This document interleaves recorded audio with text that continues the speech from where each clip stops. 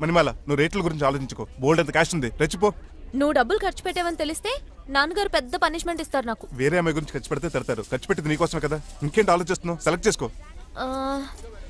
నువ్వే సెలెక్ట్ చేయి. కార్లు అయితే సెలెక్ట్ చేయగలుగుతాం కానీ చీరలేం సెలెక్ట్ చేస్తాం? ఇది నిశ్చితార్థానికి, ఇది పెళ్లికి, ఇది ఫస్ట్ నైట్ కి, ఇది నెక్స్ట్ నైట్ కి. వెళ్ళి కట్టుకురా. ఏం చేస్తాను?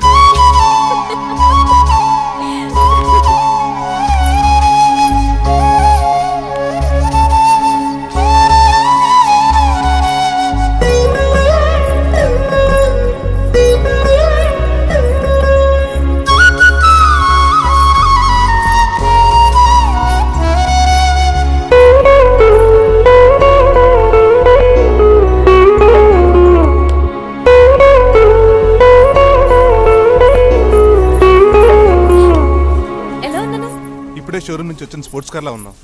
కొంచెం అర్థమయ్యేలా చెప్పొచ్చు కదా. ఆ డిస్ప్లేలో బొమ్మలా చాలా అందంగా ఉన్నావు. థాంక్స్. నేను నీకు విషయం చెప్పాలనుకుంటున్నాను. ఏంటి? సపోజ్ నేను డ్రైవర్ అయితే ఏంటి పరిస్థితి?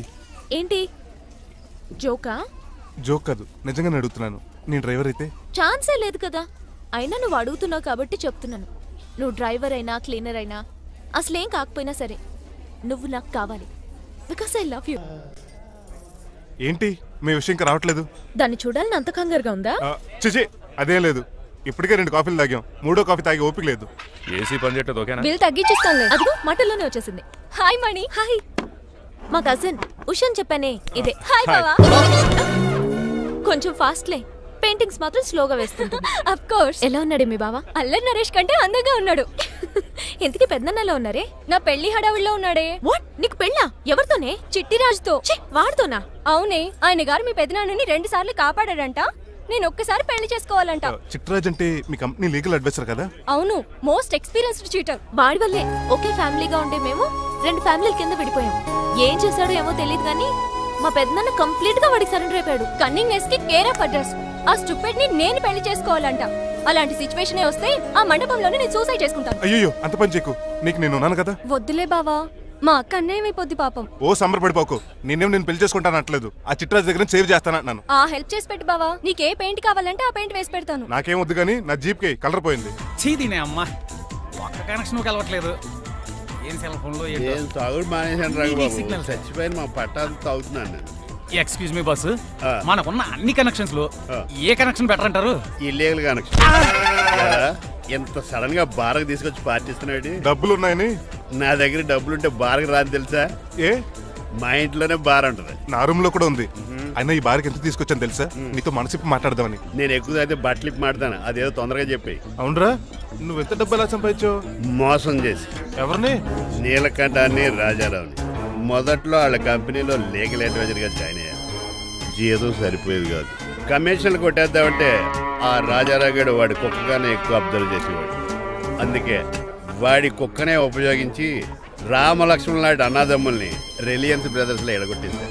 అంతే, వాళ్ళిద్దరి మధ్యలో క్లాష్, నా అకౌంట్ లో క్యాష్. ఆ తర్వాత నీలకంఠాన్ని ఏటీఎం సెంటర్ లా మార్చేశారు. ఎలా? నాకు తమ్ముడిని క్రియేట్ చేసుకుని వాడు కిమ్స్ హాస్పిటల్లో ట్రీట్మెంట్ తీసుకుంటున్నా అని చెప్పి వాడి దగ్గర డబ్బులు డ్రా చేసుకుంటున్నా. అంటే నీకు తమ్ముడు లేడా? అబద్ధం. ఆహా, బుద్ధుడికి బోచెట్టు కింద జ్ఞానోదయం అన్నట్టు నాకు ఈ బారన్ రెస్టారెంట్ లో జ్ఞానోదయం అయింది. నువ్వు మ్యాన్షన్ హౌస్ లో మ్యాన్వి, నెపోలియన్ కొరియర్ లో నెపోలియన్వి, జానీ వాకర్ లో జానీవి, కింగ్ ఫిషర్ లో కింగ్వి. టోటల్ గా నువ్వు పచ్చి తాగుబోతు. రవితేజ విక్రమార్కుడు అయితే నువ్వు అక్రమార్కుడివి. నువ్వు చిట్రాజు కాదు, చీటరాజువి. ఈ రోజు నుంచి నువ్వే నా గురువువి. రే రమణ, ఎక్కడున్నారా? ఇంకెక్కడరా, హోటల్లో పిండి రూపుతున్నాను. ఆ రుబ్బటం ఆపేసి నువ్వు అర్జెంట్ హైదరాబాద్ బస్ ఎక్కొచ్చాయి. దేనికిరా? నీతో చిన్న పని పడింది, వచ్చాక చెప్తా. సర్లే. హాస్పిటల్లో ఉన్న మీ తమ్ముడి కండిషన్ ఎలా ఉంది? ఐసీయూకి షిఫ్ట్ చేశారండి. ఏంటి, సీరియస్ అయిందా? ఆడితో డాక్టర్ కూడా సీరియస్ అయ్యాడండి. ఎందుకని? హాస్పిటల్ బిల్లులు కట్టలేదని. బిల్లు గురించి ఒరే ఒకటి కట్టేవాడినే ఉన్నాను కదా. డాడీ, ఏంటమ్మా ఈ పెయింటింగ్ ఎలా ఉంది? దిష్టి బొమ్మలా ఉంది. ఇంటి ముందు పెట్టు. ఎవరిది? మా డాడీది. ఆ ఫోన్ కింద ల్యాండ్ ఫోన్ అండి. పద. హలో నీలకంఠ గారా, how are you? Who are you? మీ కిమ్స్ హాస్పిటల్ నుంచి మాట్లాడుతున్నాం. మీ లీగల్ అడ్వైజర్ చిట్రాజు గారికి గుడ్ న్యూస్. గుడ్ న్యూస్ రా, ఏంటది? వాళ్ళ తమ్ముడు ట్రీట్మెంట్ కోసం ఇంకా డబ్బులు ఖర్చు పెట్టలేదు. ఏ ఆరోగ్యశ్రీ పథకం కింద ఫ్రీ ట్రీట్మెంట్ ఏమైనా చేస్తున్నారా? కాదు, పోస్ట్ మార్టం చేస్తున్నాం. పోస్ట్ మార్టమా? What happen? వాళ్ళ తమ్ముడు చచ్చిపోయాడు. ఏంటి నిజమా? జోకులేట్ అని మీరు ఏమన్నా నా ఫ్రెండ్ బామర్దా? ఇదే విషయాన్ని ఫోన్ చేసి చెప్దామంటే ఆయన ఫోన్ టెంపరీ డిస్కనెక్ట్ అని వస్తుంది. పాపం బిల్లు కట్టలేదు అనుకుంటా. ఆయన అడ్రస్ చెప్తే డెడ్ బాడీని డెలివరీ చేస్తాం. అతను అడ్రస్ అక్కర్లేదు, నా అడ్రస్ చెప్తాను, బాడీని ఇక్కడికి డెలివరీ చేయండి. మీ అడ్రస్ అయితే నాకు తెలుసు, చెప్పక్కర్లేదులేండి. Very good. ఏంటండి డెలివరీ అన్నారు, మాకు తెలియకుండా సెకండ్ సెటప్ పెట్టారా? కష్టాలు కన్నీళ్లు మనుషులకు కాక చెట్లకి పుట్లకి తేనె పట్లకి వస్తాయా చిట్టిరాజు? ఎఫ్ఎం రేడియోలో యాంకర్లా పిచ్చి పిచ్చిగా మాట్లాడారేటండి. అసలు ఏం జరిగింది? ఐసీలో ఉన్న మీ తమ్ముడు చచ్చిపోయాడు చిట్టిరాజు, చచ్చిపోయాడు. నాకు అసలు తమ్ముడే లేడండి.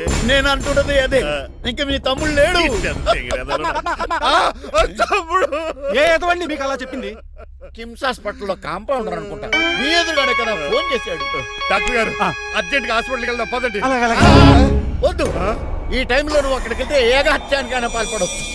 మరి నా తమ్ముడు 5 నిమిషాల్లో ఇక్కడ ఉంటాడు.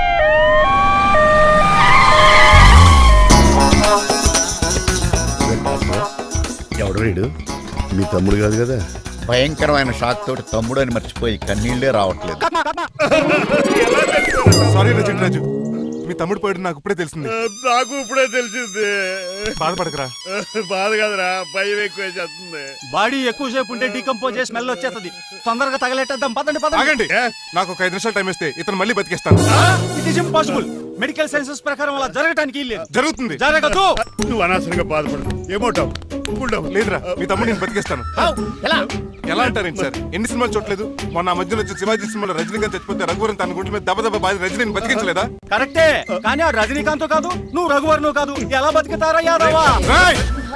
నేను మాట్లాడుతున్నప్పుడు నీ చెప్పులు మాత్రమే పనిచేయాలి. కాదని ఇంకేమైనా పనిచేస్తే నా నెక్స్ట్ బర్త్డేకి నేను పిలవను.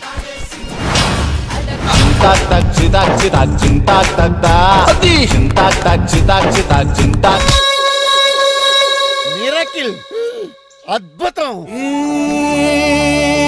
హృదయం కరిగించి వెళ్ళకే మరు హృదయం అది నిన్ను వదలదులే. నీ అబ్బా కౌగులించుకోవాల్సిందని కాదు. ఇదేంట్రా నలిపేస్తున్నావు? నిన్ను చూసి నీ ఆనందంలో ఎంత గట్టిగా కౌలించున్నానో తెలియట్లేదా? అలాగా నా ఇంటికి వెళ్ళి మాట్లాడుకుందాం. మనకి ఇల్లు ఎక్కడ ఉంది? నా ట్రీట్మెంట్ కోసం ఎప్పుడు అమ్మేవు కదా. అదే ఇంట్లో ఇప్పుడు అద్దెకుంటానులే. ఈడొకడు ఎందుకు వస్తాడు ఈడికే తెలియదు. ఎందుకు సార్ అరిశారు? నీ తమ్ముడు ఎక్కడికి వెళ్ళడానికి వీల్లేదు, నా ఇంట్లోనే ఉండాలి. మీకు ఎందుకు సార్ అంత శ్రమ? శ్రమే ఉందా? నువ్వు నా కాబోయే అల్లుడు, ఇతను నీ తమ్ముడు, నా ఇంట్లో ఉంటాడు. కమా. ఆరోగ్యం జాగ్రత్త. పంచరైందా? వస్తున్నా. నేను కూడా ఉంటాను చిట్రాజు. అలాగే. ఎవరి తమ్ముడు? ఎక్కడి నుంచి వచ్చాడు? హాయ్, ఏంటి అలా చూస్తున్నావు? వడాఫోన్ చోటా రీఛార్జ్ కార్డు లో ఉన్న ఎవడరా నువ్వు? మా బాసు. మా బాసు లేదు, మధ్య పులుసు లేదు. వెళ్ళా. మీరు చాలా డల్ గా ఉన్నారు. అసలు ఏం జరిగిందో నేను తెలుసుకోవాలి. టెల్ మీ, కమాన్. నేను ఈ నీలకంఠానికి లీగల్ అడ్వైజర్ని. నాకు అసలు తమ్ముడే లేడు. ఆడు ఇప్పుడు డెడ్ బాడీగా ఎంటర్ అయ్యాడు. వాడు నా ఫ్రెండ్ జింతాకా జింతాకా జింతాకా అని బతికించాడు. ఇవన్నీ చక్కగా జరిగింది. అంటే మీకు తమ్ముడే లేడన్నమాట? అవును. సడన్ గా డెడ్ బాడీగా ఎంటర్ అయ్యాడన్నమాట. నేను చెప్పింది నాకు చెప్తాడు. అంటే మీ ఫ్రెండే మీ తమ్ముని బతికించాడన్నమాట. అవును. వాడు హ్యాపీగా ఇంట్లో సెటిల్ అయ్యాడన్నమాట. అవును. ఇంత జరిగాక కూడా మీరు ఏం చేయట్లేదు సార్? ఏం చేయాలరా? మీరేం చేయక్కర్లేదు, నేనే చేసేస్తా. ఏం చేస్తారా? తీసేస్తా. ఏం చేస్తా? బ్యాగ్ చెప్పు సార్. కసపగడి కజిల్లా అన్నాడు. ఒరే ఎవరు అక్కడ రండిరా. సార్ సార్ సార్, ఎవరు తీయనట్లేదు సార్, కనీసం మీరైనా తీయనియండి సార్. కొంచెం ఇలా తిరుగు, బ్యాగ్ పక్క పెట్టు.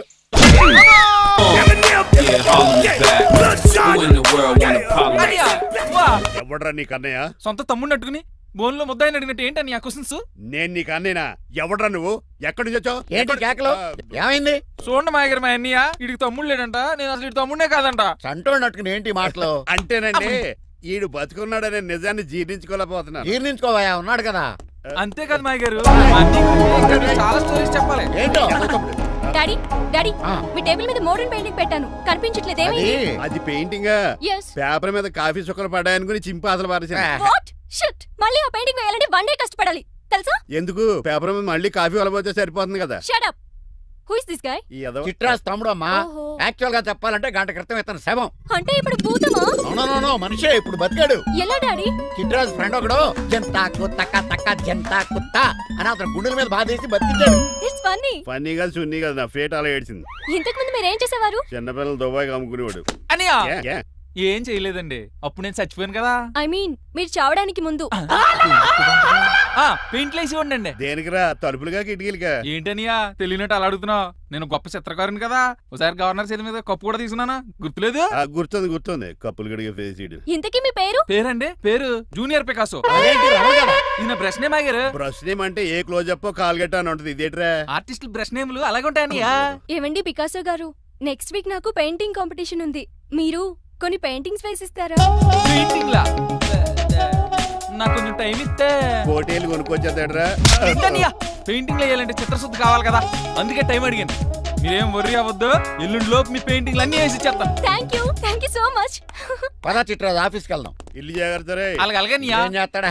దగులు బాజీ అండి. మీ ఇల్లు మీకే అమ్మేగాళ్ళు. మా అమ్మాయిని పెళ్లి చేసుకున్నాక ఇల్లు నీదే కదా, ఆడింది కదా, రావా దగులు బాజీ అదవా. ఒరే రంగబాబా, చెప్పరా కొత్త జీవితం ఎలా ఉంది? ఏం జీవితంలో బాబా, గ్యాస్ పొయ్యి మించి గాడి పొయ్యిలో పడ్డట్టు ఉంది. ఏమైంది? ఏమైందేంట్రా? ఆ నీలకంఠం కూతురికి పొరపాటున పెయింటర్ అని చెప్పాను. చెప్తే పెయింటింగ్ కాంపిటీషన్ ఏదో ఉందంట, పెయింట్లన్నీ నన్ను ఏమంటాను. ఏసేయా? ఏమైందిరా? అసలు నాకు ఏమొచ్చని? తన మీద దోస్తులు ఎలా వేస్తావు అలా వేసే, ఆ తర్వాత నేను వచ్చి మేనేజ్ చేస్తాను.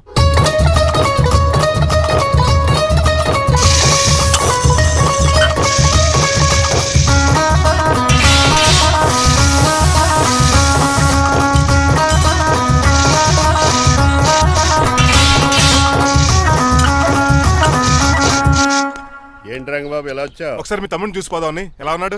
దొక్కలా ఉన్నాడు. హాయ్ రమణ. హాయ్ రంగబాబు, ఎలా ఉన్నా?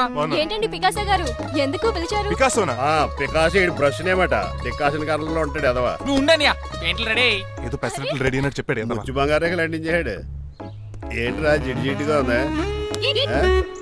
ఆయిల్ పెయింట్ అయి ఉంటుంది. అవుననియా, ఆయిల్ పెయింట్లు. నాకు మాత్రం మాడిపోయిన ఆనియన్ దోశలా ఉంది. షడప్ చిట్రాజు, ఈ పెయింటింగ్స్ కి మీనింగ్ లేదంటావా? వీటిని కళ్ళతో చూస్తే సరిపోదు. ఏ కళ్ళద్దాలు ఎటు చూడాలా? హృదయంతో చూడాలి. అవును, ఈ పెయింటింగ్ చూడు. చూసాను. పెంట మీద కోడి గెలిగినట్టు కాదు, పగిలిపోయిన సూర్యుడు బొమ్మ. Exactly. పగిలిపోయిన గుడ్డును చూశాను, పగిలిపోయిన గాజు గ్లాస్ చూశాను, పగిలిపోయిన సూర్యుడు చూడటం ఇదే ఫస్ట్ టైం. నీ కళారోధానికి నా జోహార్లు పికాసో, జోహార్లు. థ్యాంక్స్ రంగబాబు. తీసుకో. మా అన్నీకి కూడా బాగా నచ్చేసింది. ఇప్పుడు పగిలిపోయిన పెయింటింగ్ చూస్తున్నారు. ఈ పెయింటింగ్ సముద్రంలో సునామీ. ఈ సముద్రంలో సునామీయా? సైకిల్ చక్రం అలా ఇలా తోలించేసాడు. కాదు, ఇది నిజంగా సముద్రంలో సునామీ. ఏం డెప్త్ ఉందండి మీలో? సముద్రంలో అంత డెప్త్ ఉందా? ఇలాగి ఏంట్రా అది నేల మీద పడేశారు? ఈ చిట్రాజు వాల్ మీద కన్నా నేల మీద బాగుంటాయని ఒట్టరంగా సర్దానండి. ఏది? ఆహా, ఎంత బ్యూటిఫుల్ గా వేసావమ్మా. నీలో ఇంత టాలెంట్ ఈ ఉందా? పెయింటింగ్స్ వేసింది నేను కాదు డాడీ, పికాసో గారు. అవును బాయ్ గారు. చూడరే, ఎంతకాలం నేను మోడర్న్ పెయింటింగ్స్ అంటే పిచ్చి పిచ్చి బొమ్మలు మీరు అనుకున్నాను. కరెక్ట్ గానే అనుకున్నారు. ఊరికే నువ్వు ఎంత బ్రహ్మాండంగా వేసావా. ఈసారి ఫస్ట్ ప్రైజ్ మా బేబీకే. థ్యాంక్ యూ, Thanks, బాయ్ గారు. చిట్రాజు. ఇలాంటి గ్రేట్ పెయింటర్ పరిచయం అయినందుకు సో లక్కీ అండి. షేమ్ టు యు అండి. పెయింటర్స్ కదా, పర్సనల్ గా మాట్లాడుకుంటున్నారు. మధ్యలో మనం ఎందుకు? పద. మనకెందుకు కాదు, ఇది నాకు కావాలి.